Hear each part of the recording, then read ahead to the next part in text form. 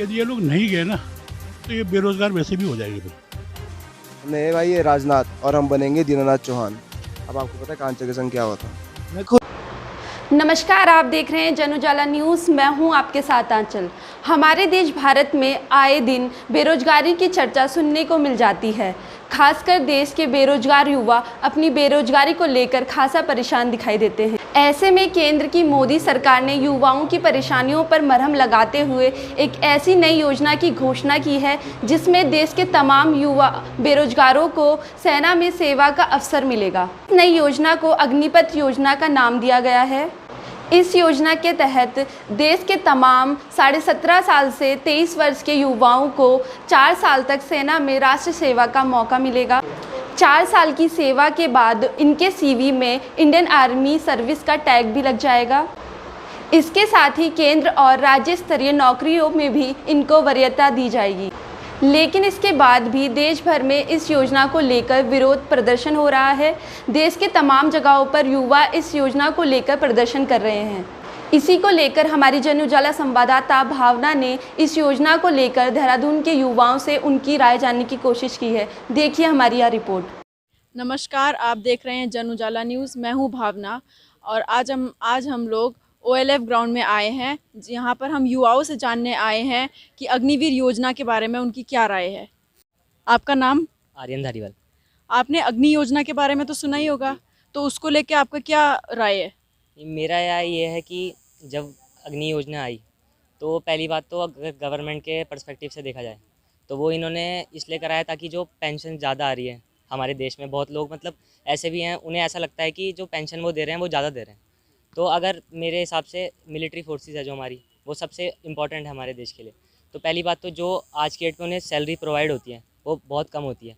अगर उन्हें इतने ही पेंशन अवॉइड करना है, मतलब कम करना है, तो वो कट ऑफ बाकी चीज़ों में भी कर सकते हैं। करप्शन इतना है कि अगर उसमें से कट ऑफ करेंगे तो सबकी सैलरी आराम से बन जाएगी। और दूसरी ये चीज़ जो स्कीम रखी गई है कि उन्होंने आज 2 साल बढ़ाए हैं, एज में 23 कर दी इसी साल के पर्सपेक्टिव के लिए, तो वो तो अच्छा डिसीजन था एक। और बाकी योजना इतनी भी बुरी नहीं है, सही है वो। मतलब कि जैसे उसमें बोला गया है कि 4 ईयर्स की सर्विस के बाद 25% लोग वापस भी आ सकते हैं एक रिटर्न एग्ज़ाम देके या फिर फिजिकल कुछ भी करके, तो वो एक अच्छी चीज़ है। और 11 से 12 लाख का फंड भी बोला गया है देने के लिए, और होम लोन भी बोला गया है, तो ये चीज़ अच्छी है बस। ओके, आपका नाम? शोभित नेगी। तो भारत सरकार द्वारा अग्नि योजना के बारे में आपने सुना ही होगा, हाँ जी। तो उसको लेके आपकी क्या राय है? हमारी ये राय है कि बच्चे बहुत मेहनत कर रहे हैं और 2 साल से जो भर्ती हुई थी उसका रिटर्न नहीं हुआ है, जिस कारण बच्चों को बहुत परेशानी हुई है। वो कह रहे हैं कि हम नए सिरे से ये अग्नि परीक्षा शुरू कर रहे हैं जो अग्निपथ है ये, और ये बच्चों के लिए एक तरह से नुकसानदायक है। इससे ना बच्चे अपना फिजिकल कर पा रहे हैं और ना आगे मोटिवेशन हो पा रहे हैं। ओके, क्योंकि इन्हें जो है 4 साल फौज में रहना, मैंने क्योंकि भारत सरकार की नौकरी करी है। जब मेरी उम्र 21 साल की थी तो मैं ऑर्डिनेंस फैक्ट्री में नौकरी करता था और स्पोर्ट्स कोटे में लगा था मैं। जब हम रिटायरमेंट होने लगे तो हमने पहले ही कहा था फैक्ट्री में, उससे 1992 की बात है ये, कि फैक्ट्री प्राइवेट होने वाली है, आप तैयार रहो। मगर किसी ने नहीं सुनी हमारी, तो आज जो है प्राइवेटीकरण हो गया है। ऐसी जो है बेरोज़गारी इतनी ज़्यादा बढ़ गई है, कहीं वैकेंसी नहीं निकलती, कहीं कुछ नहीं निकलती, लड़के बेरोज़गार घूम रहे हैं, है ना। तो मैं तो लोगों से यही कहूँगा कि जो 4 साल आपको मिल रहे हैं ना, इसे आप ज्वाइन करिए। आप अंकल जी 4 साल के बाद क्या करेंगे हम?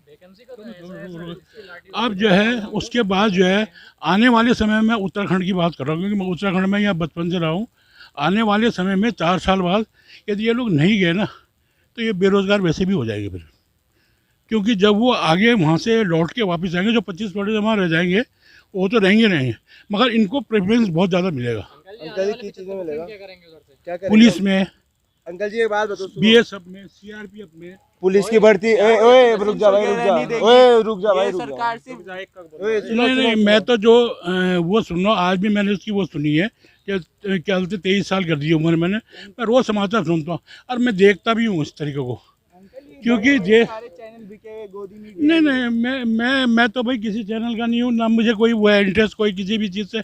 मगर मेरा लड़का जो है नौकरी करता है, कोई प्राइवेट नौकरी करता है। मेरे लड़के ने ये BCA करा, MCA करा, फिर वो IT कंपनी में है। तो अब मैं तो लोगों को कह रहा हूँ कि आप करो, पढ़ो लिखो, अच्छे बनो। ऐसे नहीं कि आप खाली सेना के उसमें रहोगे, आपको जो है वो मिलेगा क्या, पेंशन। पेंशन के उसमें मत रहो। आने वाला समय 2004 का पेंशन खत्म हो गई है सबकी, और आने वाले समय फौज की पेंशन भी खत्म हो जाएगी। सिर्फ नेताओं की तो नहीं थी। भाई वही तो हम बोलते हैं, नेताओं की तो सबसे पहले पेंशन लगती है। एक बात बताओ, 4 साल बाद ये तुम्हारी बात अंकल जी, तो ये बोल ही रहे हैं। अंकल जी एक बात तो मैं बोल ही अबे रहा हूँ भाई कि यार नेताओं- रुक जा भाई यार, रुक जा। मैं ये बात तो मैं बोल ही रहा हूँ कि नेताओं का तो सबसे बड़ा गर्व जो है नेताओं ने ही करा हुआ हमारे देश का। अंकल जी एक तो बात तो बताओ आप, 4 साल बाद हम क्या करेंगे? बेटे ऐसा है कि 4 साल बाद आपकी उम्र क्या है इस समय? अंकल जी हमारी 20 है। 20 साल है। आपने कितने साल नौकरी करनी है? 4 साल बाद। हाँ आप यदि फिट हो गए वहाँ जाके, है ना, आपने क्या और नौकरी करनी है? 35 साल नौकरी करनी है ना? एक बात बताओ आप, ठीक है अब दो मिनट मेरी बात तो सुनो, बताओ। पहले जो होता था फौज की नौकरी जो है ना, 4 साल बाद जो है आप वॉलंटियर रिटायरमेंट लेते थे, है ना। उसके बाद गवर्नमेंट ने 7 साल करा, 2003 के बाद जो है ये 7 साल हुआ। अब ये जो है 10 साल हो गया परमानेंट का। सर ये तो सीडीएस पे है ना, शॉर्ट कमीशन जो आप बता रहे, ये जो आप बता रहे कि पहले 4 साल था, फिर 7 साल हुआ, फिर 10 साल हुआ। बोलो अंकल की बात करने दो, अपनी करो। अब मैं तुम्हें मैं जो बात अपनी बता रहा हूँ बताओ। कि हमारे एक फैक्ट्री में एक आदमी लगा था, उन्हें 4 साल आर्मी की नौकरी करी थी।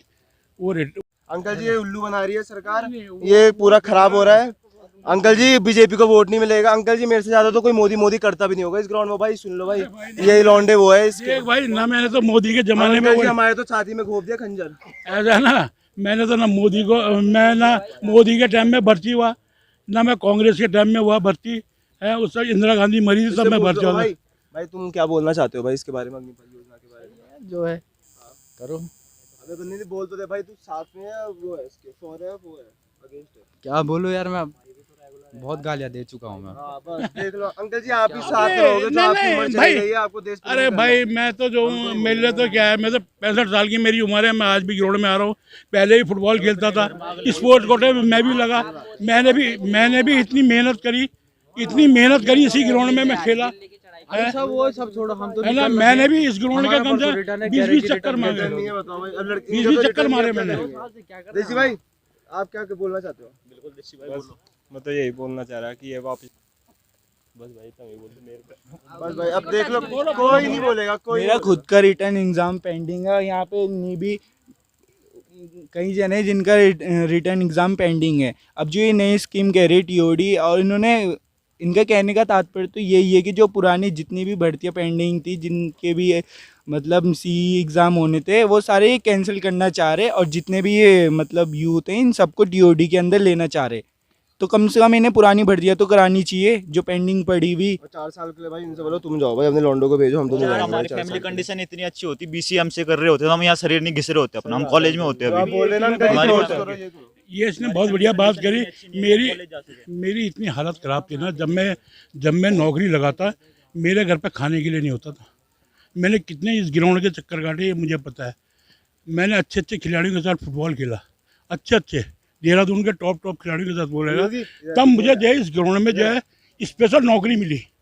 हम 4 लड़के आए थे, जबकि देहरादून फुटबॉल का गढ़ कहा जाता था। कलकत्ता के बाद देहरादून का ही नंबर आता था। उस ज़माने में हम जो है फुटबॉल कोटे में भर्ती हुए थे यहाँ पर, और उस समय बहुत वैकेंसियाँ थी भाई, झूठ क्यों कहना। योगी भाई बताओ।